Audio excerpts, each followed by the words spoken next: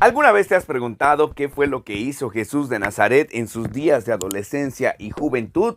Me creerías si te cuento que en una ocasión llegó a empuñar armas en las manos y que estuvo a nada de aceptar una invitación para pertenecer a una pandilla de rebeldes revolucionarios de su época. Y algo más sorprendente, ¿sabías que tuvo la oportunidad de casarse, pero él decidió no hacerlo? Pues estas y otras cosas las contaremos en esta reseña, así que no se diga más y vamos a comenzar.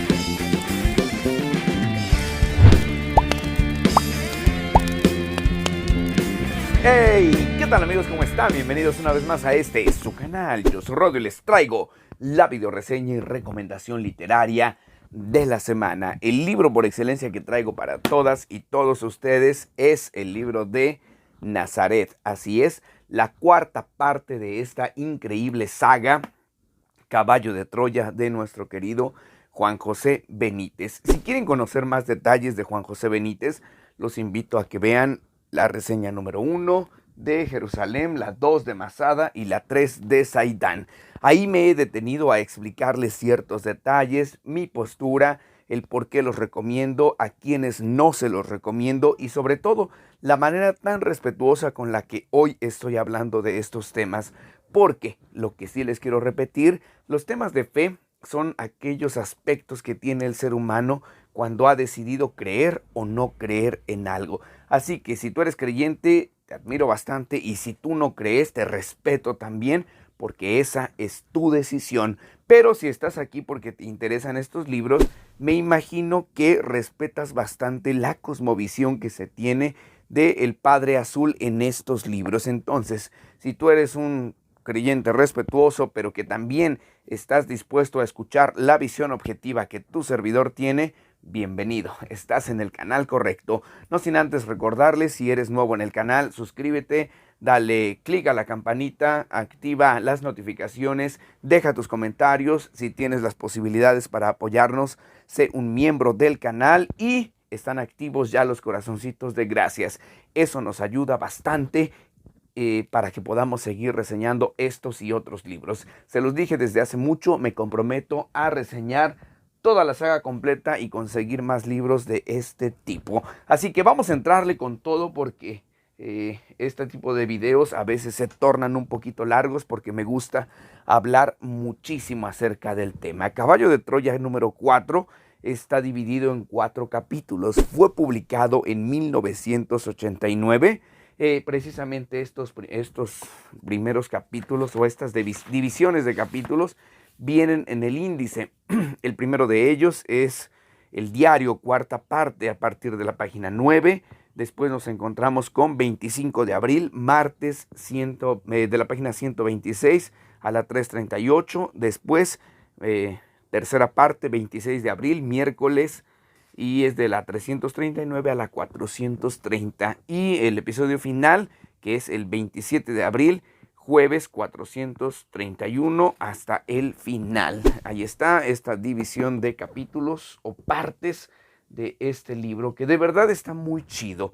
Es casi en su totalidad diferente a los 3 anteriores porque, les recuerdo, en el libro número 1 vamos a observar los últimos días de Jesús, esta aprehensión y el camino al Calvario, su muerte de una manera muy horrorosa y que te perturbará bastante, porque si no tienes estómago para soportar todo ese dolor, creo que el libro número 1 te dejará bastante inquieto.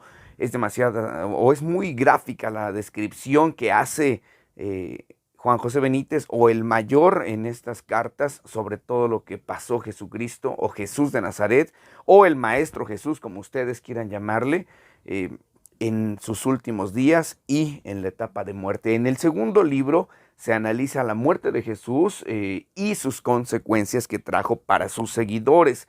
ya empezamos a abordar un poco más acerca de los misterios, de las verdaderas enseñanzas que Jesús quería traer a la humanidad. Y en el tercero, que es la reseña anterior, vemos tanto las apariciones de Jesús como la infancia del maestro de Galilea, el maestro de Nazaret. Entonces, ahora nos quedamos en donde terminó el tercer libro. El capítulo 1 precisamente comienza ahí. Y mientras estaban camino a Nazaret, nuestros protagonistas, principalmente Jasón, se habla de la existencia histórica de Nazaret.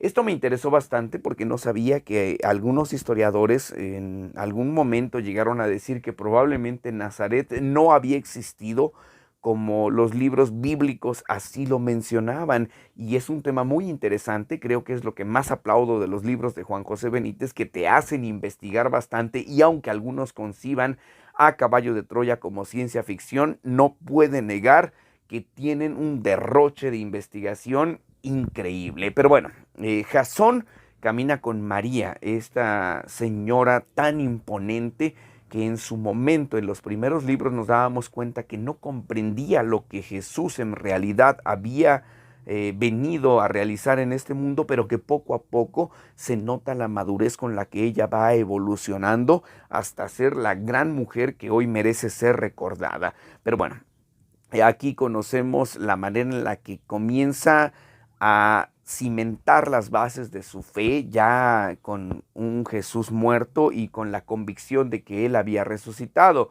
Entonces ya tiene una mejor convicción de la obra de su hijo.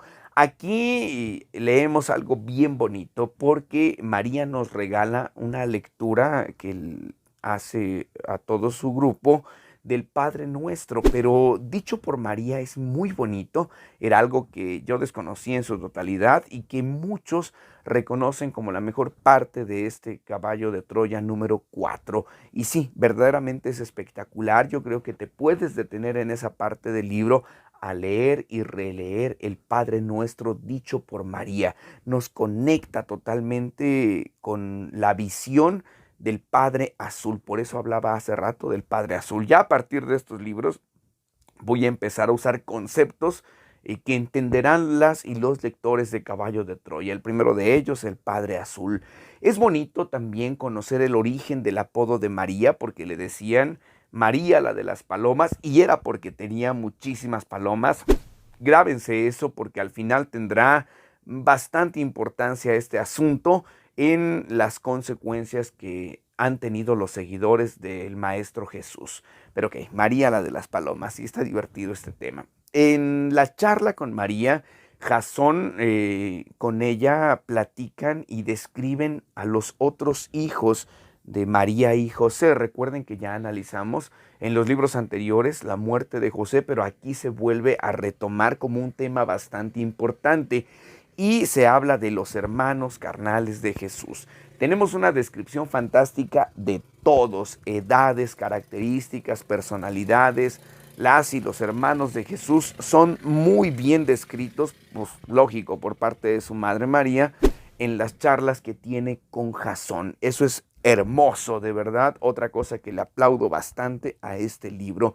En el camino también se habla de la lepra mosaica, la lepra mosaica tuberculoide, que era una enfermedad que estaba atacando en ese entonces, y hay elementos que Jasón trataba de comprender con su visión futurista. Recordemos que él no podía intervenir en muchas cosas o en alguna situación de gran relevancia con sus conocimientos del futuro, porque podría poner en riesgo la misión Caballo de Troya. No se aborda mucho el tema del envejecimiento prematuro que están teniendo tanto Jasón y Eliseo, pero eso lo sabemos ya por los libros anteriores. Entonces él es bastante cuidadoso, pero es bonito cómo se analizan los conceptos científicos y médicos a partir de lo que se vive en ese entonces y lo que Jasón concibe como su realidad en el presente o su presente. Y eso está chido porque Jasón quisiera hacer más, pero no puede. Se limita a las posibilidades en las que él está viviendo y a las cosas que no ponen en riesgo la misión Caballo de Troya. Bueno, aunque Jasón tenía ganas de intervenir, a veces se tenía que aguantar. María aquí nos presenta un grado de inteligencia mayor porque ella percibe que hay algo raro en Jasón. Ahora, y cuando ustedes estén ya en libros posteriores se darán cuenta el por qué María ya tenía esa convicción, pero no me voy a adelantar a dar spoilers de los siguientes libros. Pero bueno, hasta ese momento María se da cuenta que Jasón es raro, que Jasón tiene una chispa distinta y se convierte poco a poco en su cómplice, ya que entiende que Jasón no puede decirles la verdad a todos los demás, pero que mientras su hijo Jesús en su momento le haya dado la oportunidad de caminar con ellos, deben respetarlos. Entonces hay una bonita amistad entre María y Jasón. Jasón se da cuenta que no es fácil ser amigo de los discípulos y de la familia de Jesús, porque todos tienen bastantes enemigos, sufren persecución. Hay un conflicto muy fuerte en el que Jasón termina usando tanto su piel de serpiente y la vara de Moisés, que ya conocemos desde libros anteriores, pero debe ser cuidadoso porque también defenderse con tecnología del futuro pondría en riesgo la misión Caballo de Troya. Pero es emocionante. Aquí no hay una parte tan detectivesca como en los libros anteriores, porque se dedica Juan José Benítez únicamente a contarnos todos los acontecimientos de Jasón. Está chido porque a pesar de que hasta este momento Jesús no aparece como tal, siendo un personaje en esta obra, de hecho no aparece en ningún momento, es entretenido porque vamos explorando más acerca del contexto de la vida íntima de Jesús y es muy bonito. Entonces, eh, también analizamos cómo María poco a poco se destapa con Jasón y le va contando cómo fue que se encontró con el arcángel Gabriel, cómo fue que ella recibió ese mensaje, cómo fue que ella al principio creía que su hijo haría cosas totalmente distintas a las que terminó haciendo, cómo no lograba dimensionar lo que en realidad representaba la misión de su hijo Jesús y tampoco comprendía la trascendencia de lo que él estaba logrando con sus actitudes, aptitudes y con sus acciones. Aquí es donde también María le revela el secreto a Jasón y le dice, yo ya conocía a alguien como tú, pero él era muy anciano. Hasta ahí le voy a parar, porque si quieren saber más deben leer este y los otros libros. Jasón por su parte siente demasiada atracción por Ruth, ahí empieza una dosis de amor, pero igual, quieren saber más, váyanse a leer el libro. Ruth es una de las hijas de María, hermanas de Jesús. Por nada del mundo se debe poner en riesgo la misión y eso Jasón lo tiene muy presente. Hasta aquí acaba la primera parte, continuamos con la segunda. Todo parece que después del primer conflicto se torna tranquilo, interesante. Continúan el viaje a Nazaret y se comienza a explorar la niñez de Jesús. Recuerden que en el libro anterior ya habíamos analizado algunos aspectos, pero ahora vamos avanzando con la edad. La responsabilidad de la adolescencia que tuvo que pasar Jesús, ya que recordemos, cuando él era muy pequeño, su padre José murió y él estaba armando ya una buena economía, una pequeña empresa. Lamentablemente muere el papá y quien tiene que tomar las riendas de la casa es Jesús, siendo todavía un pequeño. Y aquí es donde comprendemos y cotejamos las enseñanzas bíblicas en razón a los momentos que Jesús se iba al templo porque sabía que ahí vivía su padre azul y sabía que él tenía que cumplir su misión, pero se topó con pared porque siendo adolescente tuvo que ser muy responsable.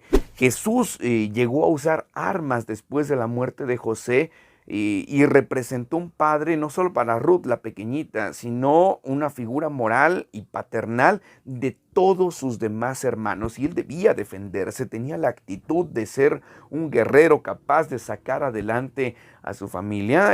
Había deudas de impuestos que lamentablemente habían quedado tras la muerte de su padre José, y él tuvo que sacar adelante a su familia a como diera lugar.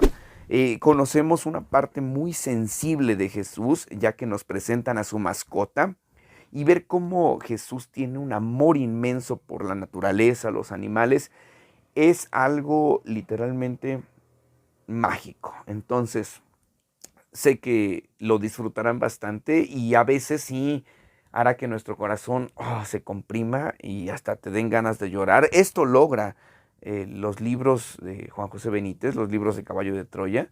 Esto lo logra realizar y es algo que no cualquier libro te permite vivir. Estos sí te tocan fibras sensibles en el corazón. Ok, continuamos. Aparte del trabajo que Jesús estaba realizando, aparte de ese pensamiento que en todo momento le taladraba la mente, porque había un conflicto entre seguir a su padre azul y ser responsable con sus hermanos, si seguía de lleno luego la misión por la cual había venido, tendría que dejar desamparada a su familia.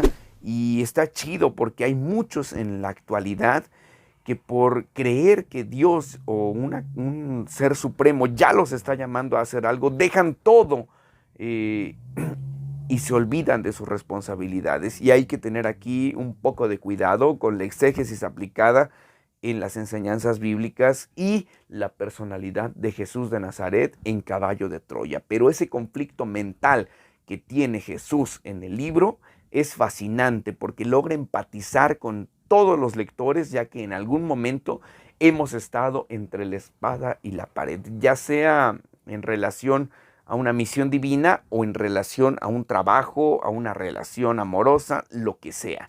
Hay personas que en este momento, y probablemente tú que me estás escuchando, estás pasando por una situación en la que te encuentras entre la espada y la pared. Pues Jesús vivió eso y nos lo cuenta Caballo de Troya 4. Está muy padre. Seguimos. Jesús destruyó todo lo que escribió. Eso me impactó bastante porque hay historiadores que siempre han dicho, ¿por qué no tenemos ningún escrito de Jesús? Aquí se nos cuenta que Jesús sí escribía y muchas cosas, pero que comprendía que sus palabras en algún momento podían transgiversarse y por ello decidió destruir todo. Cuando sus hermanos se casaron y fueron ya felices en sus vidas, lo primero que él hizo cuando ya se sintió libre de esas ataduras y responsabilidades fue irse a viajar. Y eso le ayudó bastante a tener una visión totalmente distinta de lo que él conocía. Sus hermanos crecieron creyendo en el mesianismo de su hermano Jesús. Ellos estaban convencidos que su hermano era muy especial y que debía cumplir una misión de suma relevancia para toda la humanidad, pero no lograban dimensionar lo que en realidad iba a pasar. A los 16 años Jesús dejó de hablar de su misión y se dedicó a su familia. Comprendan esto, él era muy joven, era un adolescente.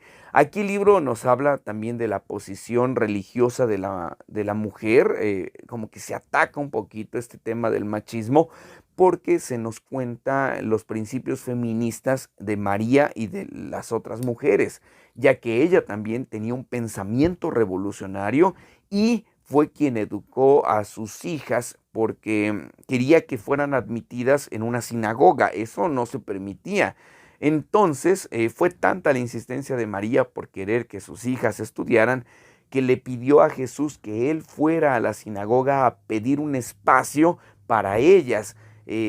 Lógicamente fueron rechazados por Ismael, que es un personaje principal en la historia de Jesús y sobre todo en Caballo de Troya 4. Ismael, la víbora, la serpiente que después estaremos analizando, se porta como un villano horrible, pero ok, seguía siendo el maestro, fue el maestro de Jesús, fue maestro de sinagoga y era un personaje de vital importancia política y social en ese entonces.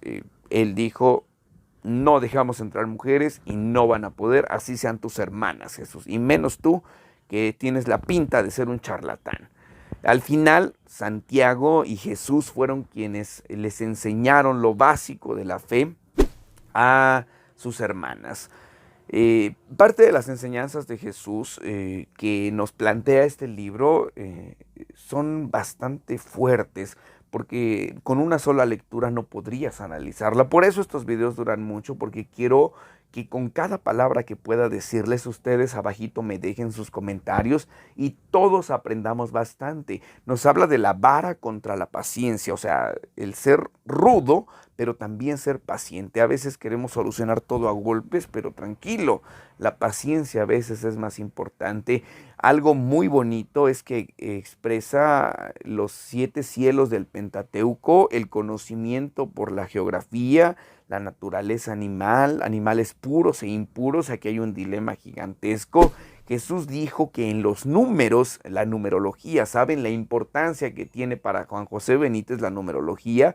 Lo básico que es aprender numerología para poder comprender mejor Caballo de Troya, pues la razón aquí está porque Jesús dijo que en los números está el mensaje secreto de su Padre en los cielos, del Padre Azul. Cuando Jesús no sabía algo, también lo decía, no tenía miedo en que la gente dudara o los demás pensaran sobre él algo malo o que no conocía todo. Y ahorita les explico por qué esto que les estoy mencionando es tan importante para comprender mejor la saga. Pero bueno, cuando Jesús no sabía algo, él lo aceptaba. Y no había bronca. Jesús fue tentado verdaderamente aquí en la carne. Se nos habla de tentaciones en la Biblia muy sobrenaturales, muy llenas de más ficción o de fe para quienes así lo crean. Pero aquí en Caballo de Troya 4 nos expresan tentaciones que son más humanas, las tentaciones económicas, tentaciones políticas, tentaciones sociales, porque le era entregado un nivel de autoridad a Jesús con un simple sí o no. Tuvo la oportunidad de ser un bandolero, un revolucionario de ese tiempo. Las pandillas se acercaban a él para que perteneciera a su equipo por lo que representaba. Aquí se vuelve a analizar otra vez la manera en la que crece el pensamiento revolucionario de María, porque ella también, desde el encuentro con Gabriel, sabía que su hijo tenía que tomar el control de algo, de que todavía no lo entendía, pero María tenía esa convicción. Jesús, rechazando todo eso, sigue hablándonos en las charlas que tenemos entre María y Jasón de la descripción tanto de su padre como del pensamiento que éste tiene, y nos dibuja el rostro de su padre, pero nos lo dibuja con frases, y eso es bien bonito porque las analogías es algo que encontrarás en la Biblia y en los libros de Caballo de Troya y en algunos otros libros sagrados, parábolas también, pero en este caso con frases describe el rostro de su padre, ya que dice que su rostro es como la música que ahí está, pero no se puede ver, que no tiene un rostro definido, o como el de la sabiduría, que es intangible.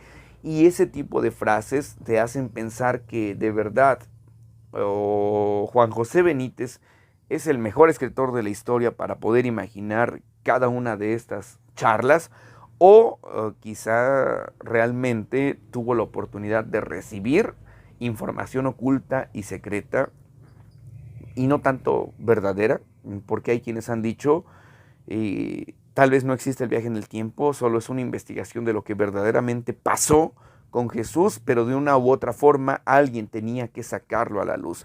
No lo sé, el chiste es que las frases que Jesús menciona en este libro son de verdad alucinantes. Continuamos. Jesús a los 18, 2 años después de hacerse responsable de sus hermanos, se hizo comerciante.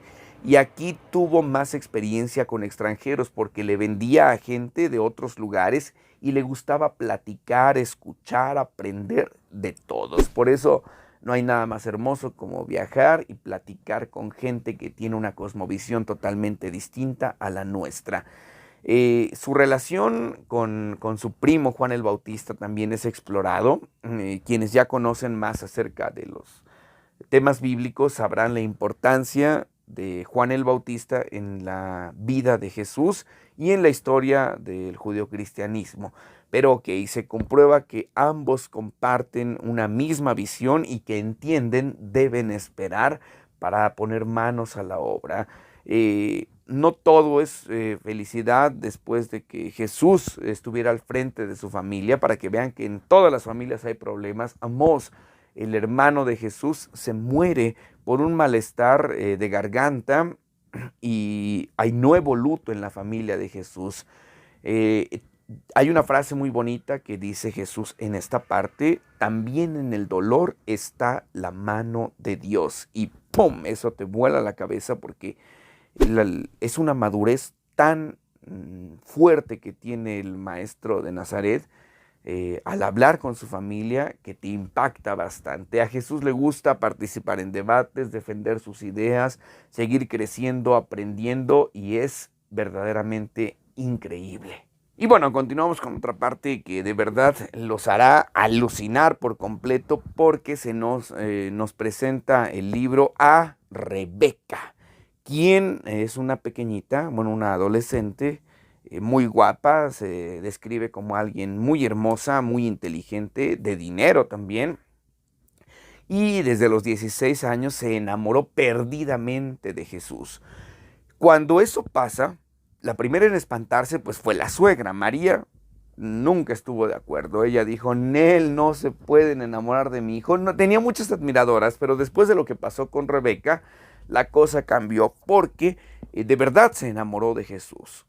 Y María dijo: no, no, no, yo estoy en desacuerdo, no quiero que mi hijo se vaya a casar, porque los planes que tengo para él hasta ese momento, María después madura, son otros. Y comprendía también que Rebeca se parecía muchísimo a ella. Para no hacerles el cuento largo, lamentablemente María confronta a Rebeca y le dice la verdad de Jesús. ¿Sabes qué? No puedes estar con mi hijo Jesús, porque él es el elegido. Y en esa confrontación, en lugar de que Rebeca dejara de amar a Jesús, lo terminó amando mucho más y dijo: yo voy a estar con él siempre. Rebeca lloró, era una mujer enamorada. Aquí hay una frase que menciona el libro y dice: ¿de qué es capaz una mujer que está perdidamente enamorada? Y Rebeca de verdad quería casarse. De hecho, le habló a su papá, les digo, tenían economía, y juntos fueron a ver a Jesús, casi casi a pedirle su mano, a decirle: oye, cásate con mi hija, me quiero casar contigo. Jesús tiernamente, pero muy sincero y directo, rechazó a Rebeca y le explicó por qué no podía casarse con ella. Fue muy tierno, fue muy noble, pero a lo que iba, tajantemente. Me encanta porque Rebeca de verdad amó a Jesús, y Rebeca desde ese momento se convirtió en una amiga leal, no solo de Jesús, sino de María y de los demás seguidores. Entendió el mensaje, y yo creo que antes de que otros comprendieran el mensaje divino de Jesús, ella lo hizo y dedicó su vida por completo a Dios, al Padre Azul. Ahí estuvo hasta la cruz, porque ella también estuvo ahí en la muerte de Jesús, en la crucifixión. Es alucinante esta parte. Se habla también de Judas, el hijo difícil, tan difícil que no quería estudiar, no quería prepararse, no quería hacer nada. Y al mismo tiempo se nos cuenta cómo Jesús amaba la música. Él tocaba el arpa. Pero para poder mandar a estudiar a este hijo difícil, que era Judas, él tuvo que vender su arpa para pagar otras deudas y que Judas pudiera seguir estudiando. Ya, se los dije hace rato, cuando los hermanos de Jesús pues ya fueron responsables de sí mismos, Jesús comenzó a viajar en solitario. Habló de cómo no era necesario pues cargar armamento o algo así, porque él contaba con el escudo de su Padre Azul.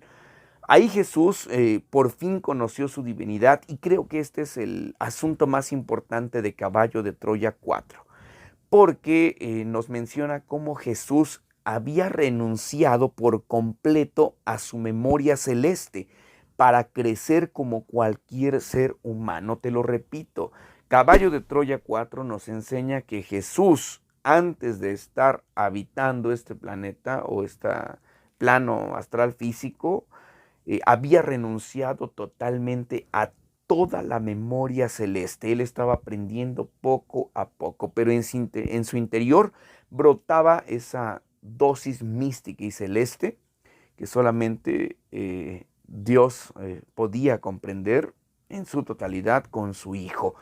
En el camino a Nazaret, aquí sin perdernos de la trama de la historia, pues Jasón busca un lugar en donde poder quedarse, en donde dormir, pero ahí es robado, le quitan sus pertenencias por mandato de Ismael.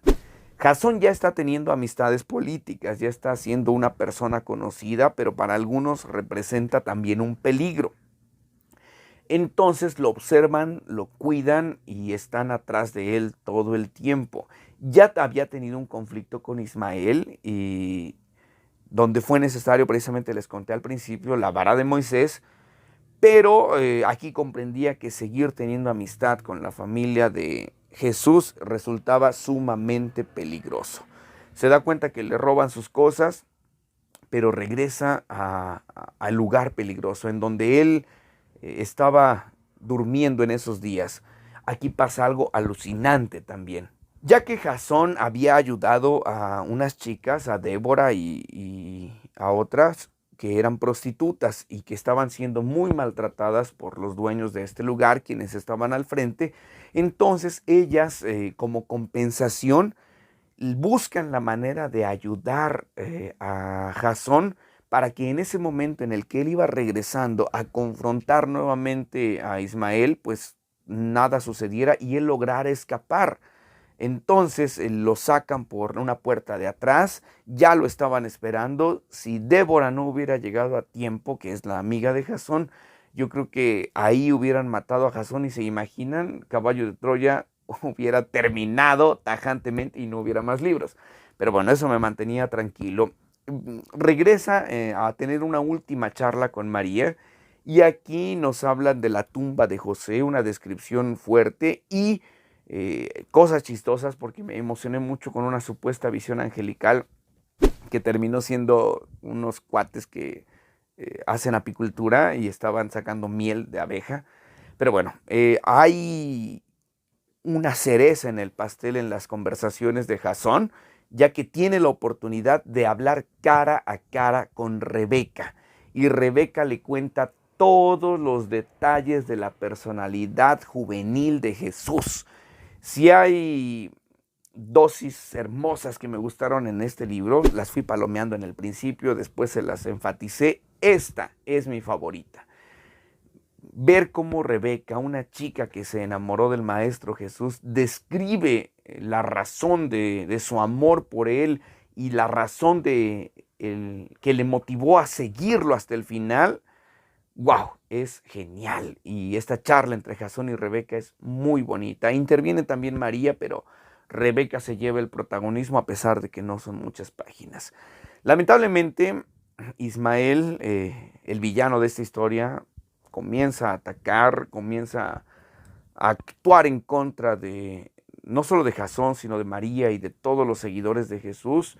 Y aquí, ¡pum!, ataca horrible. Manda a matar a las palomas de María y le pone un 4 a nuestro querido Jasón. El final de este libro te hará explotar. Querrás leer luego el número 5 y considero que Juan José Benítez lo hizo a propósito porque este es uno de los mejores finales que he leído en los últimos tiempos. Te deja con ganas de más. No se los voy a contar. Si quieren saberlo, vayan a leer el libro número 4 de Caballo de Troya, que lo recomiendo bastante y hoy les he contado un poquito de lo que aprendí con él y de las dudas que todavía tengo, que espero ustedes me puedan ayudar aquí abajito en los comentarios. Otra cosa que quiero aplaudir de este libro es que al terminarlo hay un código secreto. Bueno, vienen unas hojitas que estaban selladas, yo ya las abrí. Y dice, se recomienda abrir estas páginas una vez concluida la lectura precedente. Ya cuando lo terminé, le rompí, las abrí y vienen fotografías y documentos muy importantes. Las fotografías que yo busqué en internet cuando leí el libro número 3, al hablar del ángel Azor y de toda esta investigación que hizo Juan José Benítez para poder comprender mejor los textos, está alucinante. Al tener esta documentación, pues le da un sentido de realidad todavía mayor a esta investigación. Y es alucinante. Espero que los demás también me traigan sorpresas, pero wow, es fantástico. Si a ti te gustan estos temas, te recomiendo que sigas leyéndolos, que no te pierdas las otras reseñas que estaré subiendo. Si a ti no te gustan estos temas, no te preocupes, en el canal hay literatura de todo tipo, pero hemos creado una comunidad hermosa que exploramos asuntos sobrenaturales, místicos, algunos religiosos y otros filosóficos también. Entonces, a quienes son parte de la comunidad que respeta al Padre Azul, a la comunidad cristiana, judeocristiana, católica, religiosa, sea cual sea la convicción de fe que tú tengas, si perteneces a una fraternidad, bienvenido al canal. Estaremos explorando muchos temas y yo estoy dispuesto a aprender y desaprender con ustedes y todo eso, experiencias que vaya viviendo, aquí estaré siempre para contárselas. Caballo de Troya es una lectura increíble, así que la recomiendo bastante. Si eres nuevo en el canal, no lo olvides, suscríbete, deja un like, deja un comentario, activa la campanita. Si está en tus posibilidades económicas, activa la membresía del canal. Y si únicamente quieres apoyarnos, puedes dejar un corazoncito donde dice gracias. Eso motiva bastante para seguir mejorando todo en este canal. Así que no lo olviden, yo soy Rodo y este es su canal. ¿Quién dijo que no se podía viralizar con libros?